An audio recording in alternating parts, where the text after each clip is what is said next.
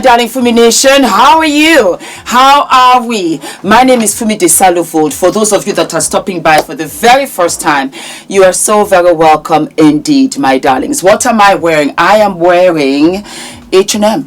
Yeah, High Street. As a matter of fact, we have an upcoming fashion styling episode. Timeless pieces for any age, any size, any season. Do we live, do we love? You're going to enjoy it. I just thought, you know what, let's do some light-hearted fun stuff. Makeup is coming, hair is coming. You are going to thank me. That's all I can say. Moving along, our darling Shannon Sharpe has been let go by ESPN, and I am sad. I called it from the very beginning because ESPN is owned by Disney, Mickey Mouse, and they have to protect their brand. They have to protect their brand. Shannon Sharpe went on to settle this lawsuit with this young girl he was cavorting with for millions and millions and millions. I first discovered Shannon Sharpe when Kobe Bryant passed away. And I'll never forget, Adrian was only one. And that's another thing, how time flies. And that was how I was introduced to Shannon Sharpe. Of course, we cannot forget the amazing interview that he had with Cat Williams. And he skyrocketed. It was his own platform, of which I'm so happy that he has, now that he and Espn has parted ways. And I was just happy to see him win. I am always happy to see my people win. I am always happy to see other people do well. It inspires me. I don't know about you guys, but it inspires me. It makes me feel like, okay, you know, you can do this. There are opportunities here. Keep pushing. And I thought he is still so dynamic, so wonderful. He also had another channel with Chad Ochocinco as well. And I just thought that they were fantastic. They are fantastic until this happened. And, you know, play stupid games, you'll win stupid prizes. Shannon, you should have just listened to Monique. Find your person. That's the only way I can say it. It will complete you in so many ways, and you will not find yourself doing certain things that you do. Find your person, whoever that person is to you. But these, I don't know what to call them. I don't get them. These things that you do with these young girls, you find yourself in issues. Issues that cost you. Because this has cost you. And, you know, you had talked about colorism, how, you know, you were made fun of because of your complexion and all of that. I'm dark too. And I know how I felt many a time. There's a wonderful doctor. I have to introduce this book to you. She's fantastic. Absolutely fantastic. Dr. Olasumbo Farayola Adelakun. Fantastic book. And I have been reading it. And I want to just say a little bit about her. She writes, in a world where the pressure to conform to certain beauty standards can be overwhelming, these 54 remarkable black women exemplify resilience, authenticity, and success. Their stories, spanning diverse fields and continents, celebrate natural beauty and the power of self-acceptance. This was where I was getting to, because again, like I said, Shannon Sharpe had talked about why he does certain things, and it was because of his complexion and even because of how dark he was. You can see the author here. And I have gotten the greatest honor and pleasure of speaking with her, and I'm going to bring her onto the channel. I'm also going to put the link where you can get this book. When I did the episode, I don't know whether you guys remember, I had done an episode where I was told that I was black and ugly. And And it was important for me to address it because of my young daughters and my granddaughters. Because you will grow up thinking that that is true. And it is not true. And I bring it up because Shannon had said that he didn't feel good enough. And there was a time when he was cast out. And I think simple psychosis, it played out in his adulthood. He did certain things because in many ways he felt he was getting his own back. I am successful. I am fit. Everybody knows me. I can be and do anything I want behind the scenes. I'm sure everybody's heard the news by now that I will not be returning to ESPN. I found out this information a little earlier in the week. And really the only thing that I really ask is like, guys, could we wait until Monday? My brother's going into the Pro Football Hall of Fame. I really want it to be about him, and I want it to be about my family. I know this coming out will overshadow everything that he's worked his entire life for. And unfortunately, it didn't happen that way. And so, as I told him, as I profusely apologized to him earlier today, he said, bro, stop apologizing. You don't have to apologize. I'm your big bro. I'm going to love you regardless. We all make mistakes. And he says, bro, I love you. So I'm done with this. You done with it too. Move on. And, I really enjoyed my time at ESPN. It gave me an opportunity to bring my audience that saw me really just grow. They saw me, Lakers in 5, and they saw me say all these analogies that my grandparents gave me, and I was able to bring that to ESPN. So I'm very, very grateful for that.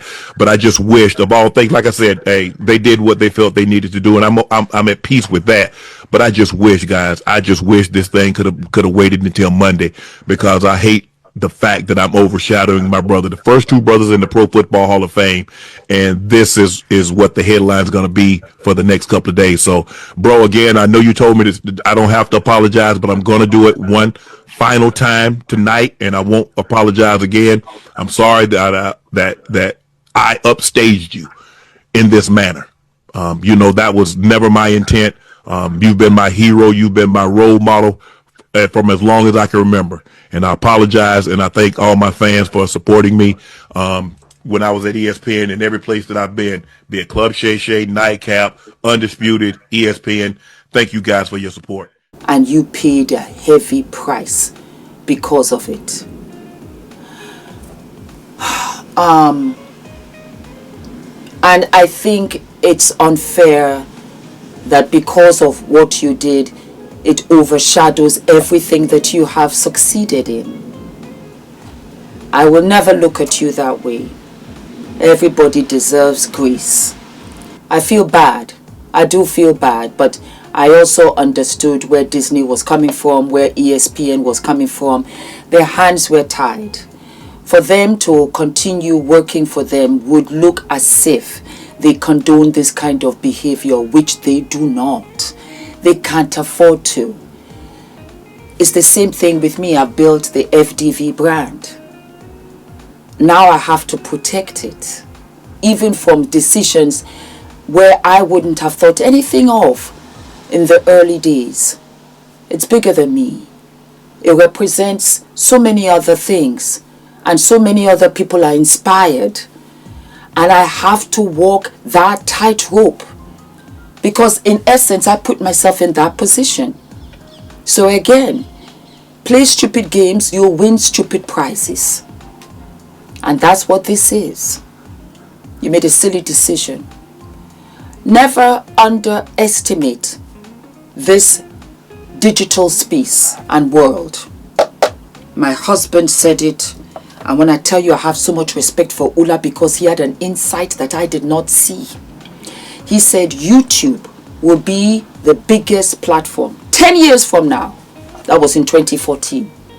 He said, Fumi, do YouTube. I promise you, the conference that I just had in Denmark, the world is changing before our eyes and it will never be the same again. Just the other day, if I find it, I'll put it up. YouTube is the biggest viewership in the United Kingdom right after BBC. This is the world of the younger generation. We were able to catch up. We're the Z generation. Somehow we were able to catch up on it, because I'm 56 and I think Shannon is 57 too. We're roughly the same age anyway. But you see, this young girl that you underestimated, she played you like a fiddle and you didn't see it coming, because this is their generation. Because they record, they film, they do all of that, and they let that speak for itself. The audio was enough. It was enough to put you in hot water and for you to pay, because God knows what else was there. It's the same thing with Diddy and Cassie. Cassie got it going. And then after that, we saw the video of the two of you in the hotel in a very uncompromising situation. Before you knew what was happening, cling, cling, cling, you were locked up. Be careful, my men, my brothers. Be careful. Your quest and your appetite for whatever you're looking for between the sheets is a momentarily high. You got to come back to earth. And sometimes when you come back, you don't get to go back home. It's not worth it. Okay, I'm a woman. Maybe I don't have those kind of urges. I don't get it. Okay. Have your quest. Have your thirst. Be careful. Be careful. Because it can cost you everything. And a lot of the times, and I'm telling you, because you see, I'm in therapy. I am always in therapy. Yes. I make sure that I try to detox. I try to cleanse. I go back. Yes, I do. Every once in a while. And I read people like Dr. Adelokun, who lets you know why you felt that way. You know, I kept on talking about, I always protect my 15-year-old self. A lot of that stems from there. Go into therapy, Shannon. Go into therapy and ask yourself why you do the things that you do. And then look for the answers. It's so healthy for you. Who was it? It was Kerry Washington. Somebody was asking her a question, you know, that does she do therapy? Does she go into therapy? This is the lip oil from NYX, none other than DME. I love it. I just love it. And she said, of which I'm finding out now, I work out. I take care of my body, of which now I am living and loving, because I am now feeling very much like myself. Very much like myself. And I make sure that I eat well, eat healthy. Why wouldn't I want to have a healthy mental space? It's all mental health, Diddy included. It's all mental health. When you are mentally healthy, there are things that you will never do again, because you will not do it to yourself. Because you have such a high respect and regard for yourself, you will not do it. Ladies and gentlemen, let me know. Put it down in the comment section. You are enough. When I tell you, I put it answered a lot of questions for me. It really did. And we are going to bring her. Doesn't she even look like Kerry Washington? Isn't that strange? And we are going to have her on the show. I'm so excited.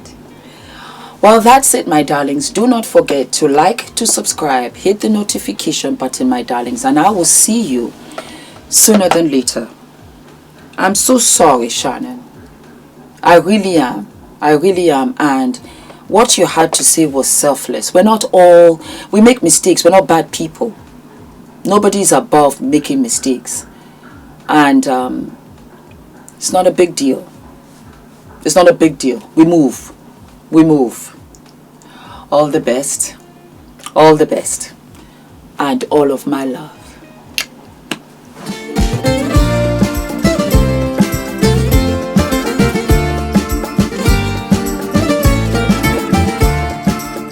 value of the information that we were given. So it's not overwhelming. It was very clearly laid out. It was accessible, even for someone that's not familiar with public relations.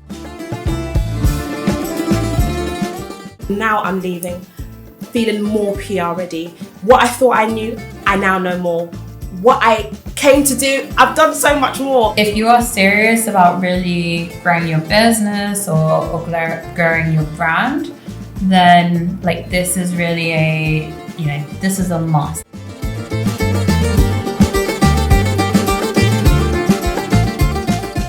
And I love the fact that I came away from it feeling and knowing that I now have a clear pathway for the things I want to do next for my business. I'm literally in awe.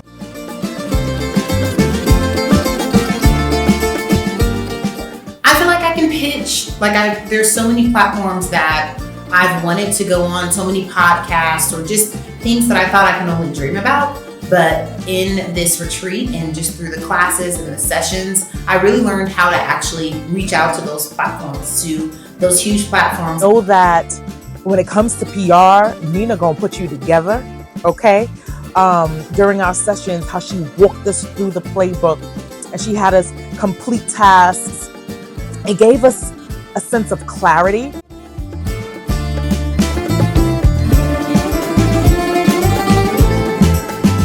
Nina, you did that. You brought a group of amazing women together and you helped us bond, see our worthiness, and yeah, it was everything I could have dreamed of and more.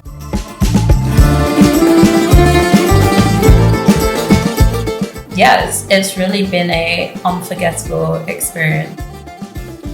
This is by far the most impactful few days I've had in a very long time. Nina, you have no idea how profoundly your journey has impacted my journey. Don't even think about not signing up.